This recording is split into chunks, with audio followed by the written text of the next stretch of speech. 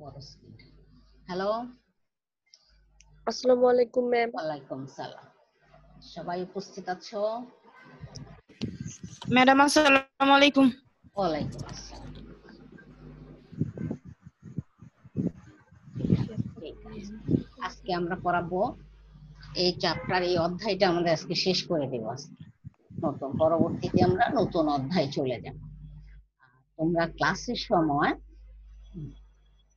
Sound করো না, আর এই যে বিভিন্ন কিসে জানি আঁকা ঝুঁকা করে অনেকেই, এগুলো যেন না করে।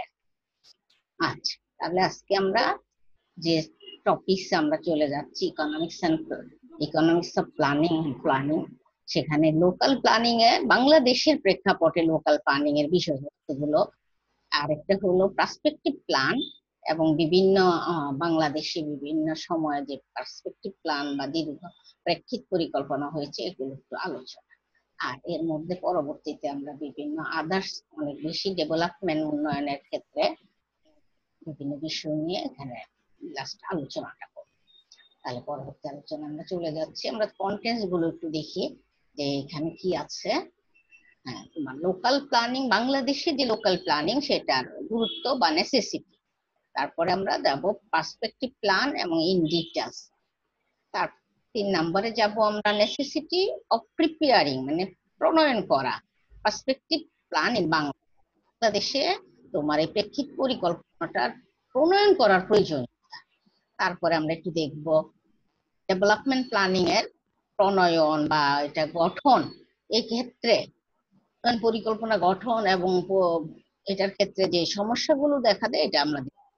তার পরবর্তীতে আমরা যাব ডেভেলপমেন্ট প্ল্যানিং এর মেজার্স অফ সাকসেসফুল ইমপ্লিমেন্টেশন, মানে কিভাবে এটার মেজার করবা তুমি যেটা সাকসেসফুল হয়েছে ইমপ্লিমেন্টেশনটা।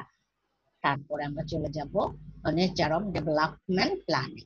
এটা একটু ডিটেলসে যে বাংলাদেশ না সারা বিশ্বব্যাপী এই আসলে উন্নয়ন পরিকল্পনার প্রকৃতিটা কেমন, এটা বলেই আমরা তারপরে চলে যাচ্ছি। প্রথমে যেটা আমরা দেখতে পাচ্ছি যে লোকাল স্থানীয় প্ল্যানিংটা, আমরা আগেও বলেছি স্থানীয় আঞ্চলিক যে পরিকল্পনা, যেটা খুবই একটা জনপ্রিয় পরিকল্পনা। এটা বাংলাদেশের ক্ষেত্রেও এটা জরুরি এবং প্রয়োজনীয়, কারণ সমগ্র দেশের সামষ্টিকভাবে পরিকল্পনায় অনেক সময় সরকার খুব দৃষ্টি দিতে পারে না, তখন স্থানীয়ভাবে বিভিন্ন নির্বাচিত প্রতিনিধিরা এখানে গুরুত্বপূর্ণ ভূমিকা পালন করে। তো সেক্ষেত্রে আমরা দেখি কি অবস্থা বাংলাদেশে উন্নয়নের স্থানীয় পরিকল্পনার প্রয়োজন বা কেন। বাংলাদেশ কিরকম একটা দেশ, মিশ্র অর্থনৈতিক দেশ অথবা মধ্যম আয়ের দেশ, আরেকটা আমরা বলি উন্নয়নশীল দেশ। এই সমস্ত দেশে বলা হচ্ছে যে এই সমস্ত দেশে স্থানীয় পরিকল্পনার কোনো বিকল্প নেই।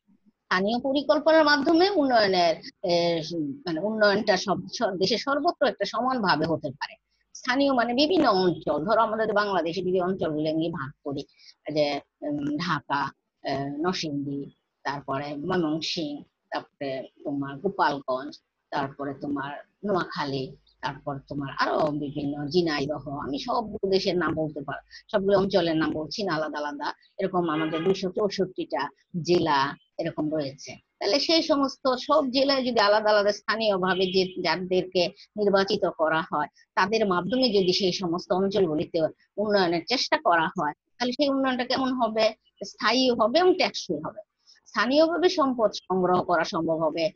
এক এক অঞ্চলে এক এক সময় স্থানীয়ভাবে যে সম্পদ যেটার আধিক্য রয়েছে সেটা সংগ্রহ করা, দারিদ্র বিমোচন, বেকার সমস্যা সমাধান, অগ্রাধিকার ভিত্তিতে কর্মসংস্থান, মানে যে যে বিষয়টা এখানে এক একটা অঞ্চলে অগ্রাধিকার প্রায়োরিটি পাবে সেটার কর্ম সম্পাদন করা স্থানীয় পরিকল্পনা। তাহলে স্থানীয় পরিকল্পনাটা কি হবে? সফলতা আসবে। এখন আমরা পয়েন্ট আকারে দেখি। হ্যাঁ, হ্যালো, শোনা যাচ্ছে? হ্যাঁ, স্থানীয়ভাবে কোনো এলাকায় বিশেষ পণ্য উৎপাদন উপকরণ সমৃদ্ধ, বিশেষভাবে ধরো যদি তুমি চিন্তা করো এক এক অঞ্চলে এক এক মানে দিনাজপুরের চাল খুব ভালো হয়, তারপরে নরসিংদীতে বলা হয় যে কলা ভালো হয়, সবজি ভালো হয়, এবং বিভিন্ন অঞ্চলে এরকম বিখ্যাত জিনিস রয়েছে।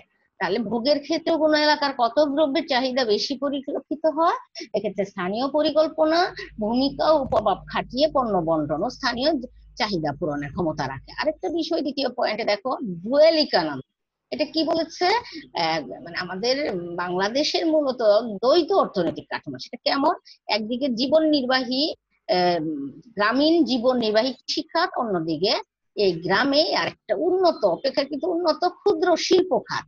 তাহলে কৃষি খাতের উদ্বৃত্ত শ্রমিক বা ছদ্মবেশী বেকার রয়েছে, এরা আবার পরবর্তীতে উন্নত বা ক্ষুদ্র কৃষি শিল্প খাতে গিয়ে তারা তাদের কর্ম কর্ম কাজ করে। গ্রামের জনগণ যেহেতু অশিক্ষিত থাকে অনেক ক্ষেত্রেই, বেশিরভাগ ক্ষেত্রেই কুসংস্কারাচ্ছন্ন এবং আধুনিক বা উন্নত প্রযুক্তিগত জীবন সম্পর্কে তারা অসচেতন।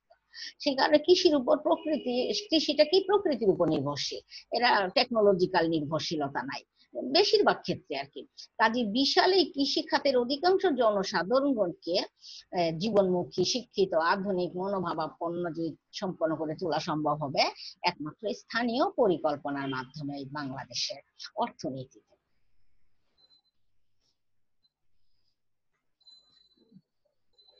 তারপরে আমরা দেখি 3 নম্বরে যে দারিদ্র বিমোচন। বাংলাদেশের তো একটা বিশাল জনগোষ্ঠী কিন্তু দারিদ্র সীমার নিচে বসবাস করে বা দারিদ্রতা। এই করোনা কালীন সময়ে 2020 সময়কালটা যদি আমরা চিন্তা করি তাহলে আমাদের দেশে দারিদ্র জনসংখ্যা আরো বেড়ে যাচ্ছে। তাই এই গ্রামীণ দারিদ্র এসব মানুষের ভাগ্য উন্নয়নের স্বার্থেও বাংলাদেশে স্থানীয় পরিকল্পনা খুবই গুরুত্বপূর্ণ। 4 নম্বরে স্থানীয় পরিকল্পনার মাধ্যমে গ্রামীণ কৃষিখাত হতে উৎপাদন বৃদ্ধি এবং সঞ্চিত করে বা সঞ্চয় করে সেটা আবার শহরাঞ্চলে বাড়তি প্রয়োজনে পাঠাতে পারে, বাড়তি সঞ্চয়ের যোগান দেওয়া সম্ভব।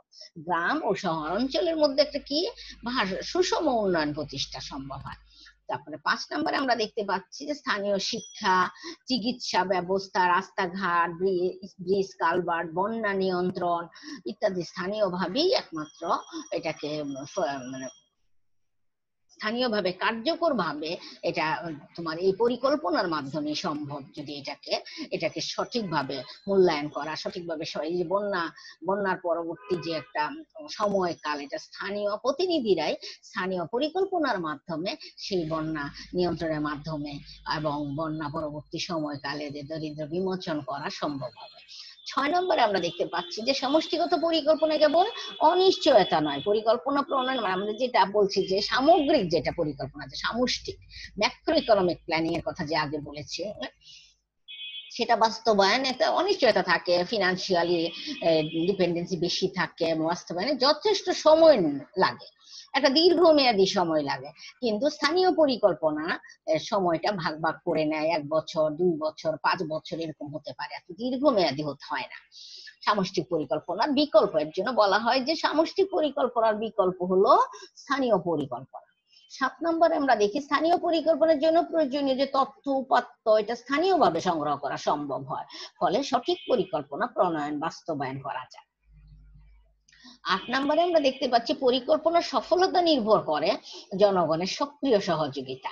বাংলাদেশের অধিকাংশ জনগণ দরিদ্র ও অশিক্ষিত হলেও নিজেদের ভাগ্য উন্নয়নে তারা যথেষ্টই সচেতন।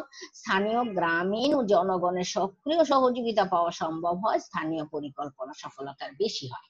বলতে স্থানীয় গ্রামের যে জনগণের যদি সক্রিয় সহযোগিতা পাওয়া যায় তাহলে স্থানীয় পরিকল্পনা সঠিকভাবে আসবে এবং সফলতার হারও বেশি আসবে। 9 পয়েন্টে আমরা দেখি যে বিগত বছরগুলো প্রশাসনিক বিকেন্দ্রীকরণ হয়েছে অনেক, তাই প্রশাসনিক বিকেন্দ্রীকরণের সময় সমন্বয় করে স্থানীয় পরিকল্পনার উপর গুরুত্ব দেওয়া যেতে পারে, কারণ এর ফলে প্রশাসনের সাথে স্থানীয় জনগণের যোগাযোগ বাড়বে বা স্থানীয় উন্নয়নের সহযোগিতা। এভাবে আমরা অনেকগুলো পয়েন্টই বলছি, সবগুলি খুব ইম্পর্টেন্ট। স্থানীয় পরিকল্পনা সাধারণত একটু ক্ষুদ্র আকারের হয়, মানে ক্ষুদ্র ক্ষুদ্র অংশের একটা অঞ্চলের রাস্তাঘাট, ব্রিজ, কালভার্ট বা সেখানকার উৎপাদন ইত্যাদি, যার ফলে এখানে তোমার কি সময় কম এবং তোমার আর্থিক ভাবেও সেখানে কিন্তু অর্থটাও কম লাগে, এবং বাস্তবায়নে স্থানীয়ভাবে প্রত্যেকটা মানুষ তখন এটাকে বেশি মনোযোগী হয়। তাহলে আমরা বুঝতে পারছি যে বাংলাদেশের স্থানীয় পরিকল্পনার গুরুত্ব অনেক বেশি। আমরা যদি একটা নির্দিষ্ট সময়ে মধ্যম আয়ের দেশে বা আরো মধ্যম আয়ের থেকে উত্তরণ হয়ে আরো একটু বেশি উন্নত দেশে পরিণত হতে চাই, তাহলে স্থানীয় পরিকল্পনাটার উপর আমাদের সকলকেই সরকার বেসরকারি উদ্যোগে এবং সবাইকেই গুরুত্ব দিতে হবে, গুরুত্ব দিতে হবে। তারপর আমরা চলে যাচ্ছি পার্সপেক্টিভ প্ল্যান বা প্রেক্ষিত পরিকল্পনা। এটা সম্পর্কে আমাদের আগে পূর্বেও আমরা ধারণা দিয়েছি। সাধারণত এটা এ ধরনের প্ল্যান মানে দীর্ঘমেয়াদী একটি বড় প্ল্যান, এবং 10 থেকে 20, 25, 30 বছর পর্যন্ত প্ল্যানটা তৈরি করা হয়, কিন্তু পরবর্তীতে এটা বিভিন্ন ভাগ ভাগ করে করে এই প্রেক্ষিত পরিকল্পনার জন্য বলা হচ্ছে যে এটা পরবর্তীতে একটা বিভিন্ন স্তরে বিভক্ত করে এই পরিকল্পনাগুলো মানে কি পরিকল্পনা ভাগ করে এটার উদ্যোগ নেওয়া হয়, এটা তোমার পরিকল্পনা করা হয়। তাহলে আমরা এখানে কি দেখতে পাচ্ছি যে প্রেক্ষিত পরিকল্পনাকে অবশ্য প্রেক্ষিত পরিকল্পনা বলতে 15-20 বছরের জন্য একটি মাত্র পরিকল্পনা বোঝায়। আর অর্থনীতির বিভিন্ন লক্ষ্য উদ্দেশ্য বাস্তবায়নে একটি প্রেক্ষিত পরিকল্পনাকে কি 4, 5 এমনকি বার্ষিক পরিকল্পনাও ভাগ করা যেতে পারে। এক বাক্যে দীর্ঘকালীন পটভূমির অর্থনীতির বিভিন্ন লক্ষ্য উদ্দেশ্য সাধনে যে পরিকল্পনা গ্রহণ করা হয়, মানে তুমি বলবা যে কাকে বলে, তখন সংজ্ঞাটা এটা হবে যে দীর্ঘকালীন পটভূমিতে অর্থনীতির বিভিন্ন লক্ষ্য উদ্দেশ্য সাধনে যে পরিকল্পনা গ্রহণ করা হয় এবং খণ্ডকালে বিভক্ত করে বাস্তবায়নের উদ্যোগ নেওয়া হয় তাকে প্রেক্ষিত পরিকল্পনা বলা হয়। এই প্রেক্ষিত পরিকল্পনাকে এই যে ভাগ করে এখানে একটু দেখিয়েছি, আমরা একটু দেখতে পাচ্ছি প্রেক্ষিত পরিকল্পনা পঞ্চবার্ষিক পরীক্ষা আমরা আগেও দিয়েছি। এই চারটা যদি আমরা মাথায় রাখি, দেখো এখানকার এই বার্ষিক পরীক্ষা আবার এটাকে ভাগ করে দেখাইছি যে আঞ্চলিক পরিকল্পনা, যেটা আমরা বা স্থানীয় পরিকল্পনা, এবং সেটাতে আবার একটা ভাগ করেছে শাখা, বিভিন্ন শাখা উপশাখা। এই যে লাস্ট অফ অল আমরা দেখতে পাচ্ছি স্থানীয় পরিকল্পনা, মানে ক্ষুদ্র ক্ষুদ্র বিষয়গুলি সব ভাগ করে পুরো বছরটাকে ভাগ করে প্রত্যেকটা লক্ষ্য উদ্দেশ্য করা হয়। তাই স্তর বিন্যাস অনুসারে এটাকে একটা স্তর বিন্যাস অনুসারে অর্থের লক্ষ্য উদ্দেশ্য একেবারে তৃণমূল, মানে আমরা দেখতে পাচ্ছি প্রেক্ষিত উপরে প্রেক্ষিত পরিকল্পনা, নিচে স্থানীয় পরিকল্পনা, তৃণমূল পর্যন্ত ছড়িয়ে দেয়া যায় বলে এটা প্রেক্ষিত পরিকল্পনাকে আবার কি বলা হয়, সামগ্রিক অর্থনৈতিক আন্দোলন, টোটাল ইকোনমিক মুভমেন্ট নামেও পরিচিত। এখন যখন তোমাকে প্রশ্ন করা হয় যে সামগ্রিক অর্থনৈতিক আন্দোলন বলতে আমরা কি বুঝি, আসলে এটা প্রেক্ষিত পরিকল্পনা। এটার উদ্দেশ্য হলো যে এটা বিভিন্ন স্তরে বিভক্ত হয়ে অর্থনীতির লক্ষ্য উদ্দেশ্য রক্ষা করার জন্য তৃণমূল পর্যন্ত এটা ছড়িয়ে দেওয়া যায়। এখন আমরা দেখব বাংলাদেশে 1990, 2010, এই যে এটা 90 থেকে 2010 কত প্রায় 10 বছর নাকি 10-11 নাকি 90, 10, 20 বছর অবজেক্টিভ কি ছিল আর কি, যেটা হয়ে গিয়েছে প্ল্যান 10 বছর। এখানে অবজেক্টিভ, চারটা অবজেক্টিভ আমরা দেখতে পাচ্ছি। একটা হলো দারিদ্র্য বিমোচন, পভার্টি এলিভিয়েশন, তারটা হলো জাতীয় আয় এই বৃদ্ধি বা প্রকৃত মাথাপিছু আয় বৃদ্ধি, আর্ন সেলফ সাস্টেইনেবল, বলছে যে স্বনির্ভরতা বা স্বয়ং সম্পূর্ণতা অর্জন, হিউম্যান রিসোর্স ডেভেলপমেন্ট, HRD। এখানে আমরা এগুলো জানি যে বাংলাদেশের এগুলো সমস্যা, যে দারিদ্র্য বিমোচন এটা কতটুকু হয়েছে সেটা আমাদের এখানে বিষয় না, বিষয় হলো অবজেক্টিভ গুলো কি ছিল। মূল কিন্তু দারিদ্র্য বিমোচন, আর একটা হলো জাতীয় আয় বৃদ্ধি বা প্রকৃতভাবে মাথা পিছু আয় বৃদ্ধি, আর একটা হলো স্বয়ং সম্পূর্ণতা অর্জন, পর নির্ভরশীলতা দূর করেন, প্রত্যেকে যাতে স্বয়ংক্রিয়ভাবে স্বয়ং সম্পূর্ণভাবে স্বনির্ভর ভাবে নিজেকে স্বাবলম্বী করে তুলতে পারে। আরেকটা বলছে আমাদের যে জনসংখ্যা বাংলাদেশে অনেক, এখানে হিউম্যান রিসোর্স ডেভেলপমেন্ট, HRD, এগুলো আমরা বাংলাদেশ অর্থনীতিতে পূর্বেও পড়েছি, অর্থাৎ জনসংখ্যাকে সম্পদে রূপান্তর করা। এটা একটা বড় পরিকল্পনা ছিল এই সময় পার্সপেক্টিভ প্ল্যানে। পরবর্তীতে আরেকটা প্ল্যান যেটাকে আমরা 21 ভিশন 21 নামেও বলি, রূপকল্প 2021। রূপকল্প ভিশন, ইংলিশে ভিশন 20, এখানে এটা বাস্তবায়নাধীন পার্সপেক্টিভ এই প্ল্যানটা, এই প্রেক্ষিত পরিকল্পনাটাকে বাস্তবায়নাধীন এই সময়কাল। এটারও একটা, এই পরিকল্পনারও তোমার উদ্দেশ্য লক্ষ্য ছিল, কি কি ছিল সেম আমরা এখানে যেভাবে আছে আমরা দেখি। দ্রুত দারিদ্র বিকারত্ব, দ্রুত দারিদ্র যা আগের বছর যতটুকু হয়েছে আবারও দ্রুত কিভাবে দারিদ্র দূর করা যায় সেই প্রচেষ্টা এখানে চালাতে হবে। তারপর দেখছি বেকারত্ব, জনসংখ্যা, আমাদের জনসংখ্যা অধ্যুষিত এই দেশে প্রচুর বেকার জনসংখ্যা গোষ্ঠী, এই জনসংখ্যা বৃদ্ধির হার হ্রাস করা। দ্বিতীয়টাতে আমরা দেখছি স্বাস্থ্য পুষ্টি সমস্যা সমাধান, স্বাস্থ্য, পুষ্টি, এই যে আমাদের যে কোনো আজকে এখন একটা বছর ধরে যে আমাদের 6, 7, 8 মাস ধরে এক করোনা, এটা ভ্যাকসিন তৈরি করতে পারছে না, এইগুলো কিভাবে সমাধান করা যায়। তারপরে পুষ্টি, শিশু শিশু স্বাস্থ্য, পুষ্টি, এই সমস্যাগুলো কিভাবে দূর করা যায়, এই প্রেক্ষিত পরিকল্পনার মাধ্যমে এটাকে পরিকল্পনা করা হয়। আরেকটা বলেছে 3 নাম্বার, যুগোপযোগী শিক্ষার মাধ্যমে মানব সম্পদ উন্নয়ন। মানব সম্পদ, হিউম্যান রিসোর্স ডেভেলপমেন্টটা কিভাবে, যেটা পুরনো শিক্ষা দিয়ে হবে না, এটা নতুন প্রযুক্তি, নতুন ইনফরমেশন টেকনোলজি প্রযুক্তি, যুগোপযোগী শিক্ষা।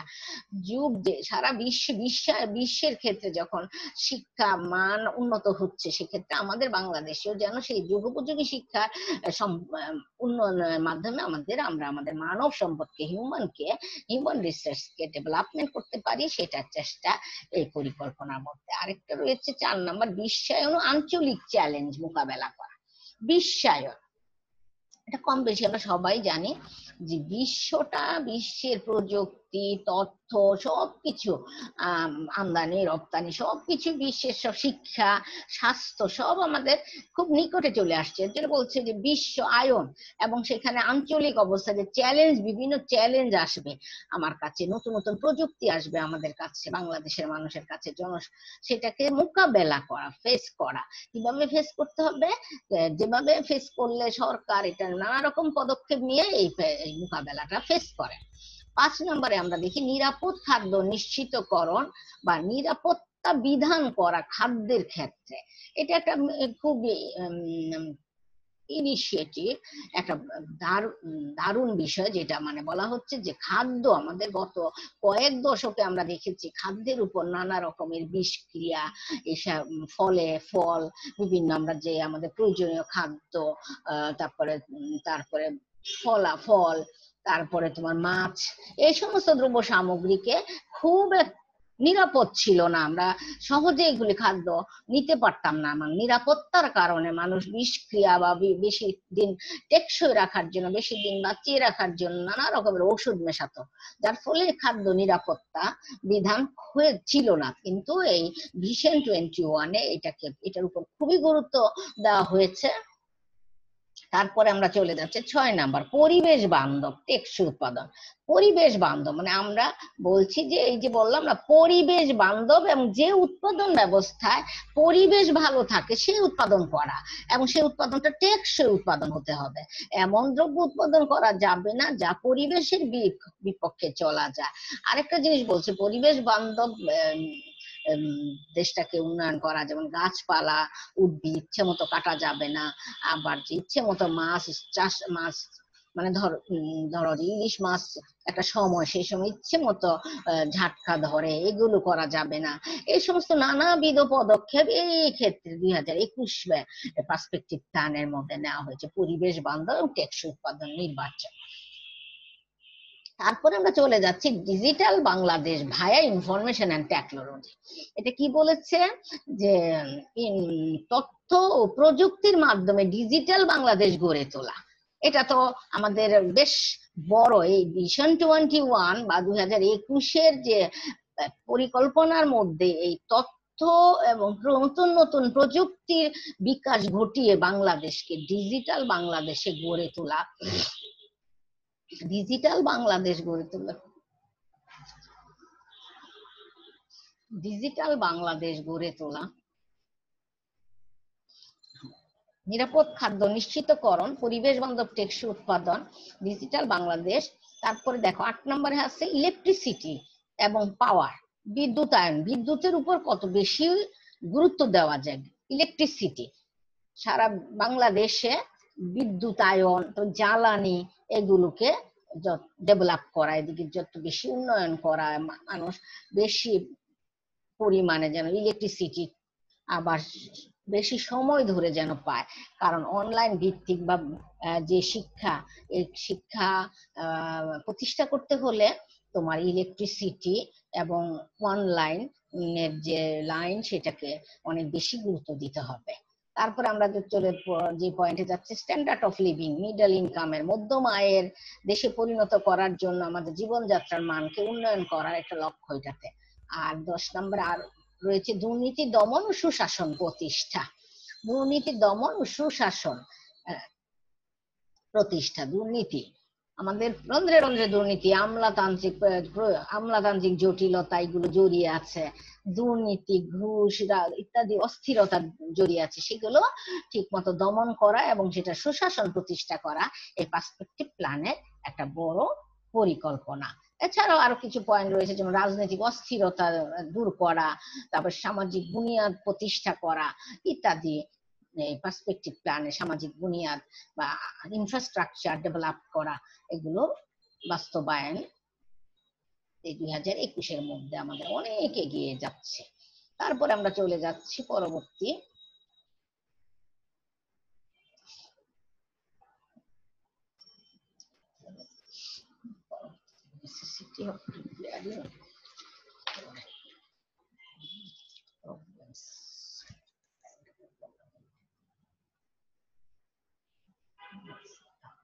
প্রবলেমস। তারপরেটা আমরা দেখতে পাচ্ছি উন্নয়ন পরিকল্পনা প্রণয়ন বাস্তবায়নের সমস্যাগুলো। Problems of formulation and implementation of development. উন্নয়ন পরিকল্পনা তুমি যে এটাকে তুমি প্রণয়ন করবা এবং সেটা বাস্তবায়ন ইমপ্লিমেন্টেশন করবা, সেটার ক্ষেত্রে কি কি সমস্যা রয়েছে। খুবই সোজা জিনিস এগুলো, তবু আমাদেরকে একটু আলোচনা করতেই হয়।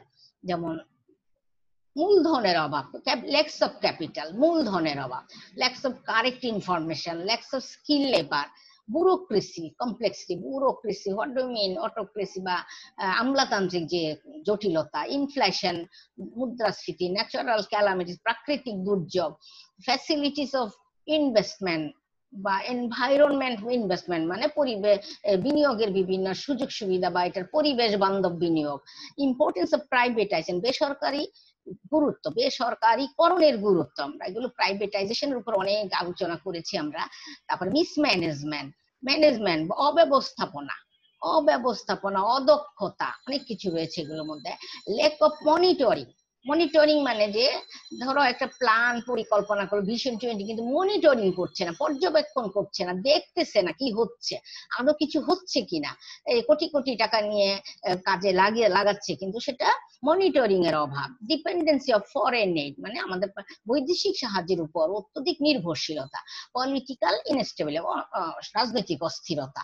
তা আমরা যদি একটু আলোচনা করি যে মূলধনের অভাব বাংলাদেশের ক্ষেত্রে বা একটা উন্নয়ন পরিকল্পনার ক্ষেত্রে মূলধন একটা গুরুত্বপূর্ণ ভূমিকা রাখে। সেই মূলধন স্বল্পতা রয়েছে আমাদের মতো দেশে, এবং স্বল্পতার কারণে দেখা যায় মূলধন দিয়ে বিনিয়োগ সুযোগ সুবিধা থাকলেও বিনিয়োগ করতে পারছে না, এবং সেই ক্ষুদ্র শিল্প উন্নয়নে শিল্পায়নে যে বেশি গুরুত্ব দিতে হয় সেই শিল্পায়ন সম্ভব হচ্ছে না, প্রযুক্তির উন্নয়ন করতে পারছে না। ক্যাপিটাল ছাড়া আবার কৃষি বলো শিল্প বলো ক্ষেত্রে তুমি যত বেশি উন্নত করতে চাইবা সেখানে সব জায়গায় মূলধন লাগবে, যন্ত্রপাতি লাগবে, অনেক নতুন নতুন প্রযুক্তিকে যোগ করতে হবে ইত্যাদি অভাব। তারপরে আমরা দেখি কারেক্ট ইনফরমেশনের কথা কি বলছে, যে তথ্য বা যে তথ্যটা ইনফরমেশন গুলো যেটা আমরা পাচ্ছি যে উন্নয়নের ক্ষেত্রে সেটা সঠিক কিনা, সেটা কারেক্ট না। অনেক ক্ষেত্রে জনসংখ্যা ব্যুরো বা পরিসংখ্যান ব্যুরো এরা যে ইনফরমেশন গুলো দিচ্ছে সেক্ষেত্রে বা বাস্তবে গিয়ে দেখা যাচ্ছে এগুলো অনেক ক্ষেত্রে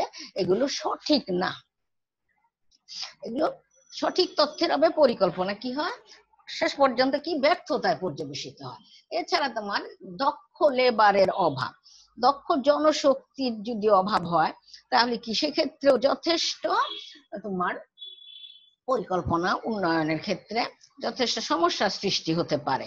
এবং তারপরে আমরা যদি দেখি আমলাতান্ত্রিক জটিলতার কথা যেটা বলছি আমরা, সেক্ষেত্রে বাংলাদেশে আমলাতান্ত্রিক দীর্ঘসূত্রিতা উন্নয়ন পরিকল্পনা প্রণয়নে অনেক বড় ধরনের অন্তরায়। সুতরাং এই দীর্ঘসূত্রিতা যতটা সম্ভব কমায় যদি না কমাতে পারে তাহলে যে পঞ্চবার্ষিকী বলো বড় আরো বেশি দীর্ঘমেয়াদী পরিকল্পনা বলো ব্যর্থতায় পর্যবেসিত হয়।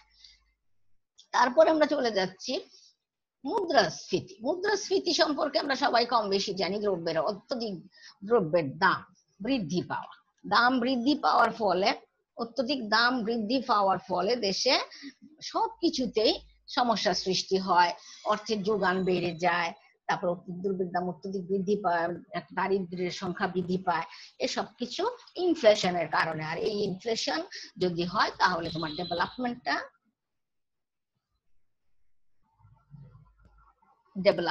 সম্ভব হয় না ন্যাচারাল।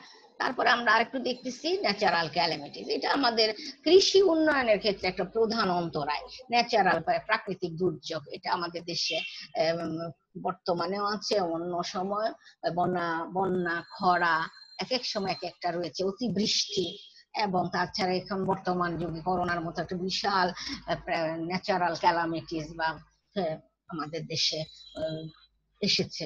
এগুলো আমাদের দেশকে আমাদের উন্নয়নের একটা প্রধান অন্তরায় হিসেবে কাজ করছে। আর একটা তো বললাম ইনভেস্টমেন্টের সুযোগ সুবিধা। ইনভেস্টমেন্টের যদি সুযোগ বা সুবিধা পরিবেশ না থাকে, বিদেশি বিনিয়োগকারী আমাদের দেশে আকৃষ্ট হবে না, এবং নিজেরাও আমরা বিনিয়োগ করতে সাহস বোধ করব না, সাহসী হব না। তার ফলে তোমার এই ফ্যাসিলিটিস, বিনিয়োগের সুযোগ সুবিধা যদি সেখানে না থাকে তাহলে সেক্ষেত্রে অনেক সমস্যার সৃষ্টি হয়। আরেকটা বলছি ইম্পর্টেন্স অফ প্রাইভেটাইজেশন, মানে বেসরকারীকরণের গুরুত্বটা। এটা একটা সরকার যদি বেসরকারি বেশি হয় তো অনেক ক্ষেত্রে বেসরকারীকরণকে তুমি যত বেশি গুরুত্ব দিবা তত বেশি সেখানে কি হয়, দুর্নীতি, তারপর এখানে অনেক কিছু এমন কিছু দ্রব্য উৎপাদন করবে যেখানে সরকারের নিষেধাজ্ঞা সত্ত্বেও, যার ফলে অনেক, যেমন ধরো প্রাইভেটাইজেশন যত বেশি, ডেভেলপমেন্ট প্ল্যানিং এর ক্ষেত্রে প্রাইভেটাইজেশনের গুরুত্ব রয়েছে। এই গুরুত্বের ফলে এটা ডেভেলপমেন্ট হবে, প্ল্যানিং এর উন্নয়ন হবে। আবার আরেকটা অপোজিট সাইডও রয়েছে, যে প্রাইভেটাইজেশন অতিরিক্ত দেওয়া হলে সেক্ষেত্রে প্রাইভেটাইজেশনের অতিরিক্ত দেওয়ার ফলে সেখানে একটা গ্রুপ তৈরি হয় যারা দুর্নীতি, তারপরে মাদক দ্রব্য, তারপর দেশে অন্যান্য বিষয়, এমন যে বিষয়গুলো উৎপাদনে সরকারের নিষেধাজ্ঞা রয়েছে সেই সমস্ত দ্রব্য উৎপাদনে তারা উৎসাহী হয়ে যায়। এগুলো একটা মিসম্যানেজমেন্ট চলে আসে। তারপরে আমরা যদি মিসম্যানেজমেন্ট, বেসরকার কি ম্যানেজমেন্টের মধ্যে ব্যবস্থাপনাগত অদক্ষতা ও ব্যবস্থাপনা, হ্যাঁ, এই অদক্ষতা ও অব্যবস্থাপনার কারণে কি উন্নয়ন পরিকল্পনায় যে প্রণয়ন বা যে পরিকল্পনা নেওয়া হয় এবং এটা বাস্তবায়ন করা হয় সেক্ষেত্রে একটা বড় ধরনের সমস্যা সৃষ্টি হয় এবং এই পরিকল্পনা ব্যর্থতায় পর্যবসিত হয়। বাকিগুলো আমরা বলেছি lakhs of monitoring, dependency of foreign aid আমরা বলতে চাচ্ছি যে বিদেশে উপর অত্যধিক নির্ভরশীলতার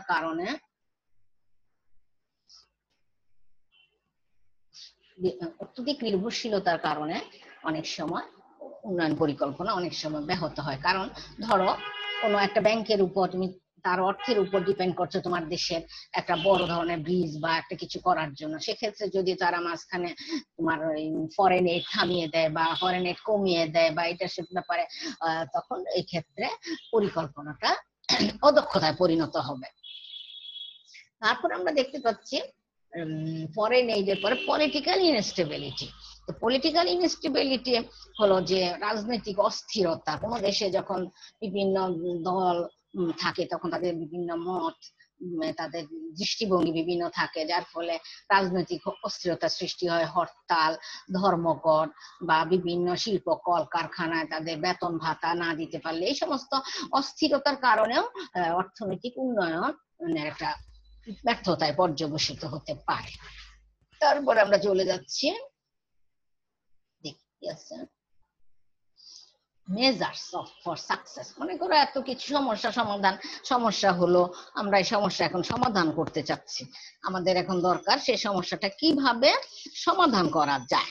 সেক্ষেত্রে আমরা বিভিন্ন মেজার্স চিন্তা ভাবনা করবো সাকসেসফুল ইমপ্লিমেন্টেশনের জন্য।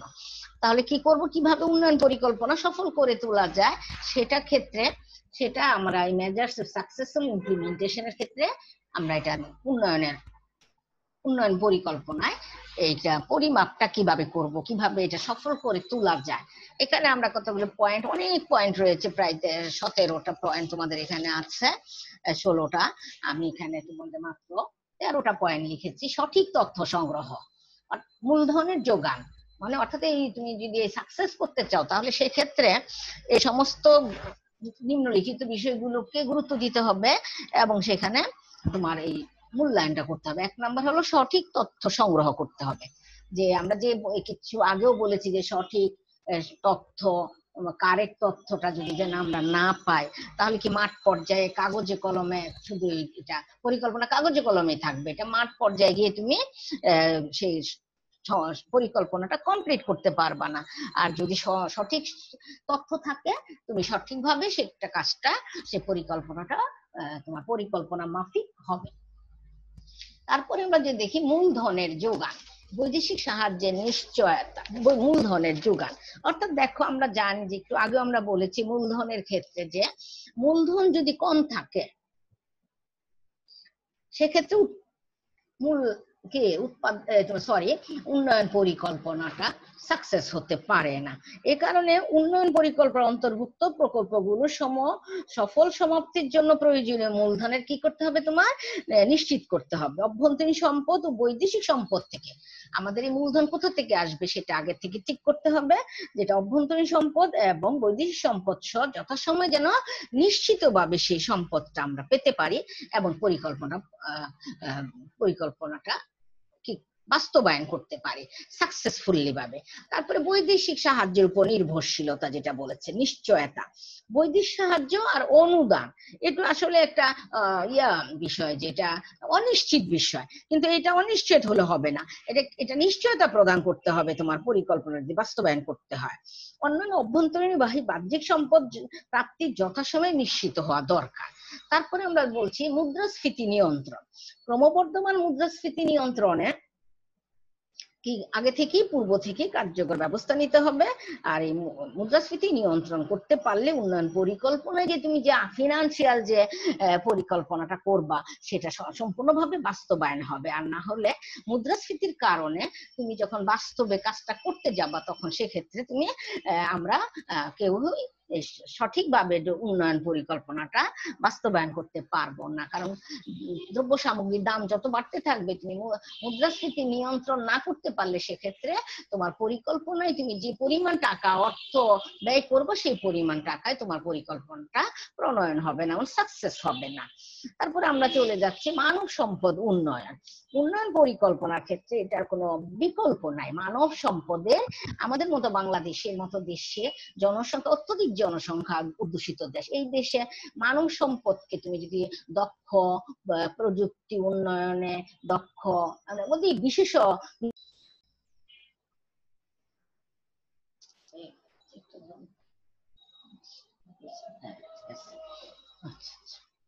তারপরে আমরা দেখতে পাচ্ছি দক্ষতা ও ব্যবস্থাপনার উন্নয়ন।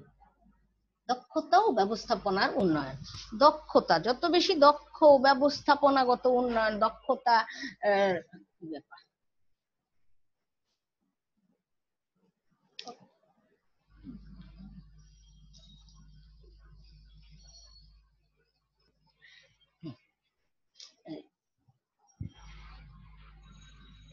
পার্টিসিপেন্ট কতটা? পার্টিসিপেন্ট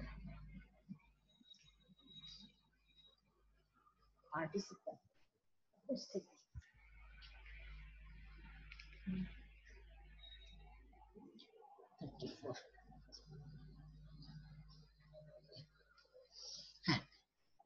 দক্ষতা ও ব্যবস্থাপনাগত উন্নয়ন। তারপরে কি টেকসই পরিকল্পনা প্রণয়ন। এখানে পরিকল্পনাটা প্রণয়ন করতে গেলে, সাকসেস করতে গেলে টেকসই কিভাবে হয়, মানে আমাদের উন্নয়ন পরিকল্পনার সাথে তথ্য প্রযুক্তি এবং কারিগরি দক্ষতার সমন্বয় ঘটাতে হবে। তারপরে আমরা দেখতে পাই দক্ষ পরিকল্পনাবিদ নিয়োগ। দক্ষ এই সাকসেসফুল ইমপ্লিমেন্টেশন মেজার্স করতে হলে উন্নয়ন পরিকল্পনায় দক্ষ পরিকল্পনাবিদ যেন দক্ষ হয়, সব বিষয়ে পারদর্শী হয়, সেক্ষেত্রে খেয়াল রাখতে হবে এবং এই ধরনের পরিকল্পনাবিদ নিয়োগ করতে হবে। আরেকটা আমরা দেখতে পাচ্ছি আমলাতান্ত্রিক জটিলতার অবসান। এগুলো আমরা পূর্বেই জানি যে আমলাতান্ত্রিক জটিলতার কারণে উন্নয়ন পরিকল্পনা ব্যাহত হয়, শিল্প ইন্ডাস্ট্রি কল কারখানা কাজে বিভিন্ন জটিলতার সৃষ্টি হয়। এটার অবসান ঘটাতে হবে যদি সাকসেসফুল করতে চাই আমরা। অগ্রাধিকার খাত নির্বাচন, তোমাকে খাত ভিত্তিক কোন খাতকে তুমি বেশি অগ্রাধিকার দিবা।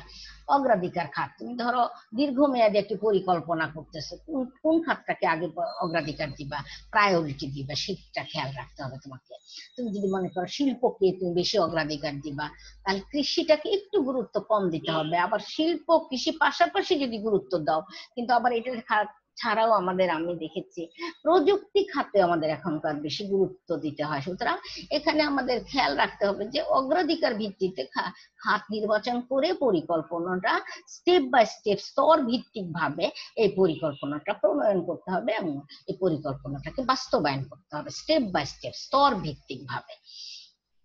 11 নম্বর পয়েন্টে আমরা দেখতে পাচ্ছি সুশাসন, দুর্নীতি এগুলো দূর করা।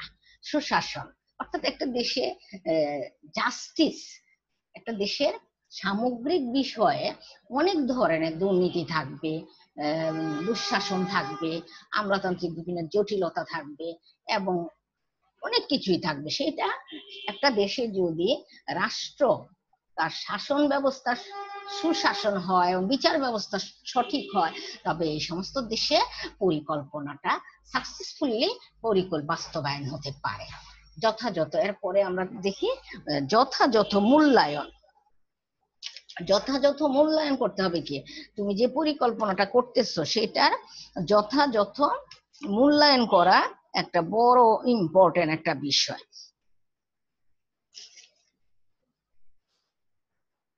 বিভিন্ন প্রকল্প, যথাযথ মূল্যায়নের ক্ষেত্রে বিভিন্ন প্রকল্পকে গুরুত্ব দিতে হবে এখানে।